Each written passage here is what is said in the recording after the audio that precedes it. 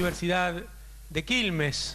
Reflexionábamos con Oscar Parrilli mientras escuchábamos a Martín y al rector de la universidad sobre lo simbólico de estar aquí en esta tierra, en este suelo, querido Barba, en tu tierra y tu suelo también.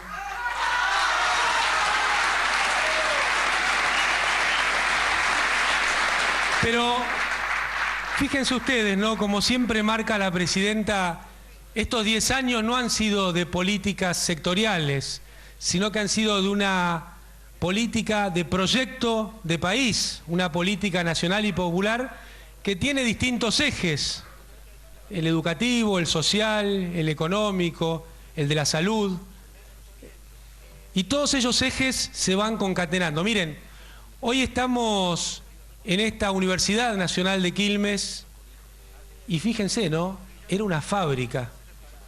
Era una fábrica de un país que alguna vez tenía un movimiento industrial importante, incorporación de los trabajadores, con el general Perón a la cabeza, a ese proceso nacional de industrialización, y algo pasó en el camino. Algo pasó porque esta fábrica, como tantas otras a lo largo y a lo ancho de nuestro país, cerró.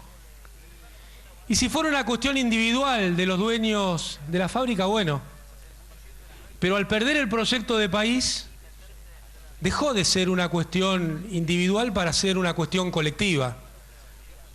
Una visión económica muy alejada de la inclusión social, que además, hay que decirlo, muchas veces se impuso a través de sangrientos golpes militares y gobiernos genocidas, simplemente poniendo la cara para que muy poquitos se quedaran con el capital en la mano y muchos sin puesto de trabajo.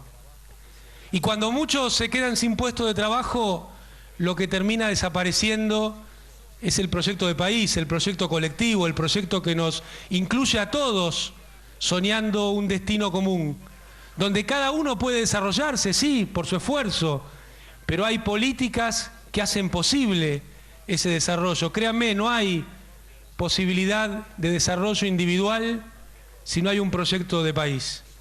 Sí, tal vez para algunos pocos. Nos recordaba Martín Sabatella que en la época que a la mayoría de los argentinos les iba mal, a algunas pocas empresas les iba bien. En particular al grupo Clarín, una empresa de medios que concentraba y se hacía cada vez más grandota, una carga más pesada para el conjunto de la población. Pero hay que decirlo con todas las letras. Además tomaban decisiones por todos, porque se ponían por encima del poder político para extorsionar a los gobiernos y obligarlos a tomar medidas. Recordemos nada más algunas tapas de los diarios cuando le sacaban el 13% a los jubilados y al presupuesto público, y esto era presentado como una medida de austeridad, una palabra valiosa, una medida de austeridad que era necesario tomar. Y en realidad estaban destruyendo a la sociedad argentina. Fíjense qué distinto cómo se presentan las cosas según el cristal con que quiera mirarse, y sobre todo según los intereses que están en juego. Por eso me hace acordar mucho al tema de las AFJP. 11 gerentes de AFJP tomando decisiones sobre el ahorro público de la Argentina sin ningún control, sin la posibilidad de que el pueblo supiera lo que estaba pasando. Qué distinto lo que ha sucedido desde que la presidenta tomó la decisión de recuperar este sistema. Porque en definitiva, a partir de la llegada de Néstor Kirchner, lo que sucedió es que el poder político volvió a ser eso, poder político.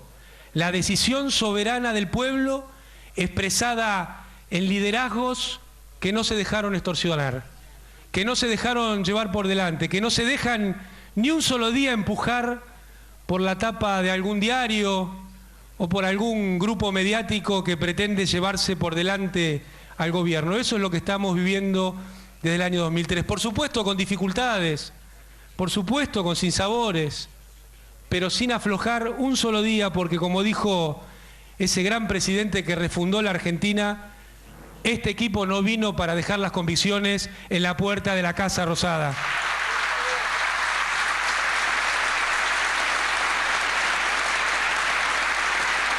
Por eso, un país que había tirado por la ventana la educación pública, que le había sacado el 13% a los maestros, a los docentes, a los no docentes, que había congelado la posibilidad de incorporar nuevos cargos en sus universidades. Un país en el cual, fíjense si el poder político estaba devaluado, que un ministro de Economía al que nadie había votado mandó a los científicos e investigadores a lavar los platos y parecía casi algo natural. Ese país se acabó definitivamente en la República Argentina. Y las cosas no pasan de casualidad ni pasan solas. Miren, me comentaba Alberto Silioni que el PBI del sistema universitario pasó a ser 0,5%, la inversión en el sistema universitario pasó a ser del 0,5% del PBI al 1% en estos 10 años. Por supuesto, de un PBI que es el doble de aquel año 2003.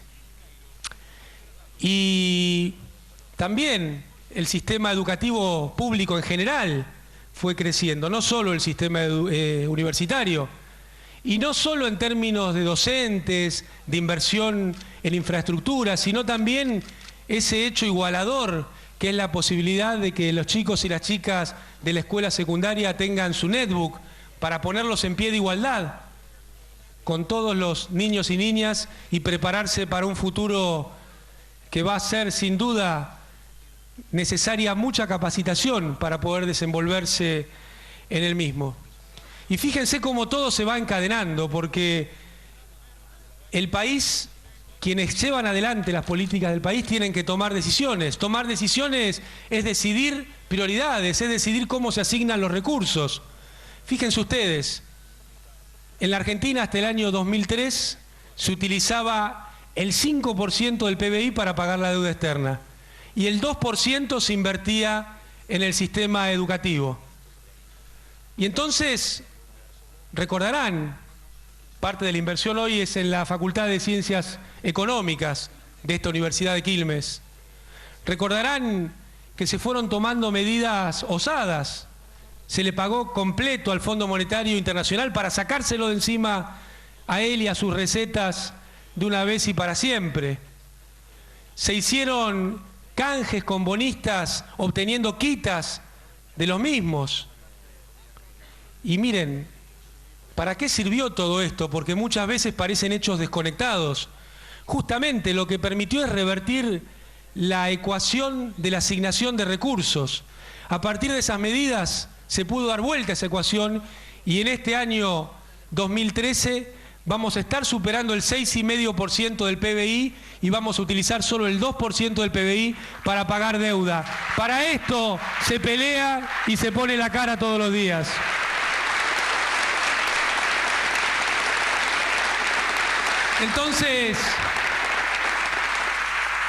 Entonces es lógico que a muchos les moleste y les duela, pero siempre que hay un proceso de inclusión, a algunos les molesta y les duele, porque es pérdida de privilegios, es pérdida de ganancias extraordinarias, es pérdida de precios monopólicos, es pérdida de que el ajuste sea siempre por los salarios y nunca por los beneficios de aquellos que están en posiciones privilegiadas en términos relativos.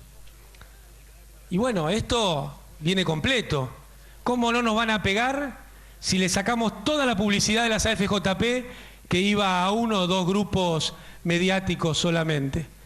¿Cómo no nos van a pegar si ellos antes, como hizo el Grupo Clarín, hacía una emisión de acciones de esa empresa que ya tenía arreglada de antemano con los gerentes de las AFJP, las compraban como si fuera una inversión para los trabajadores y a la semana valían 1/3? Claro, los trabajadores diseminados no tenían la información para quejarse. Y los dueños del capital, conjunto con los dueños de la información, lo ocultaban. Por eso nos pegan, por eso nos castigan y nos pone re contentos que nos peguen, nos castiguen y nos sigan pegando por esto.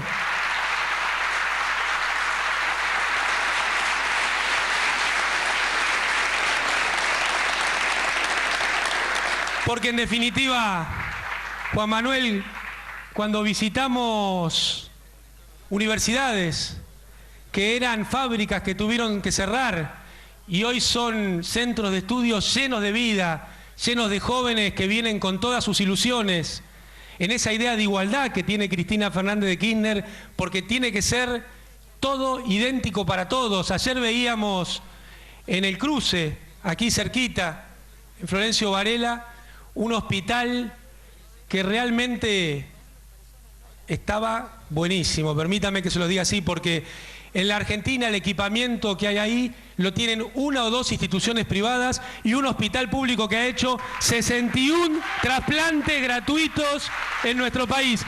Díganme cuántos países tienen trasplantes de alta complejidad en forma gratuita.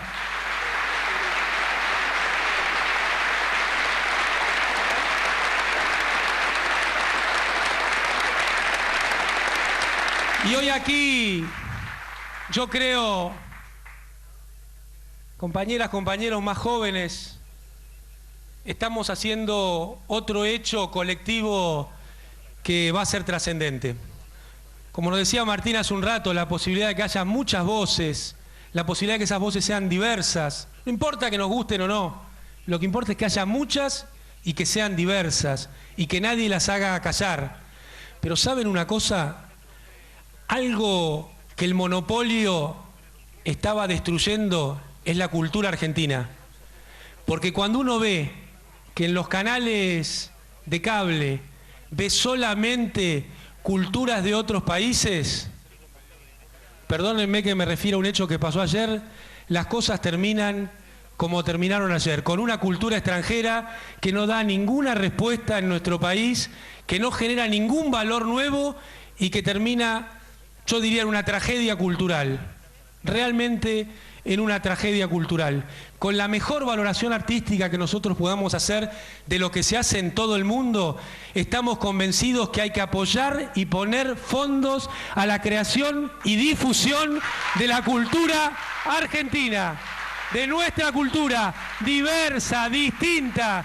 Por eso yo quiero pedirles que no aflojemos ni un día. Quiero decirles: ¡fuerza Argentina! ¡Fuerza Quilmes! ¡Fuerza, fuerza Cristina! ¡Fuerza a todos! ¡A seguir construyendo la Argentina diversa de los 40 millones! Muchas gracias, hay lugar para todos.